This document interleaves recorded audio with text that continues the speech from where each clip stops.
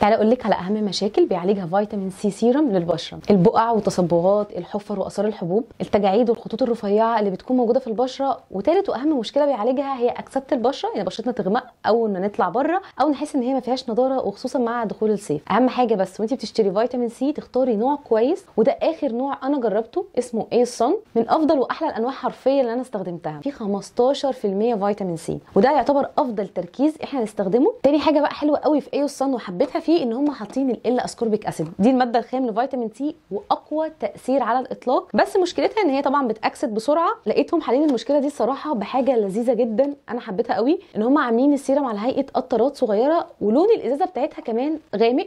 اللي بيميز بقى القطرات دي ان مستحيل السيرم يتاكسد معانا، على عكس ما بنشتري فيتامين سي في ازازه واحده ونلاقيه بعد اسبوعين او 3 اتاكسد وما يديناش اي تاثير. تاني حاجه بقى حبيتها جدا، هو معمول بتقنيه اسمها الصوديوم ترانسبورتر. التقنيه دي بتاخد السيرم وتدخله لطبقات الجلد السطحيه والعميقه، فبالتالي بنلاقي منه تاثير اقوى في التصبغات، وكمان بيحفز انتاج الكولاجين والالاستين، خلي السيرم يمتص بسرعه من على البشره، وده بيمنع معانا ان السيرم ياكسد على البشره ويخلي لون بشرتنا يغمق بعد ما نستخدمه. كنت خايفه الصراحه وانا بجربه لاول مره، لان تركيزه بالنسبه لي كان عالي، لان انا بشرتي حساسه، خفت تعمل لي التهابات او حرقان، وده الحمد لله ما حصلش خالص. حاطين 1% هيالورونيك اسيد و1% كولاجين، حسيته ان انا مش بحتاج ان انا احط بعديه مرطب اصلا. واخر حاجه بقى ان احنا نقدر نستخدمه الصبح قبل واقي الشمس، على عكس معظم انواع سيرم فيتامين سي، وبنستخدمه كمان مره قبل النوم.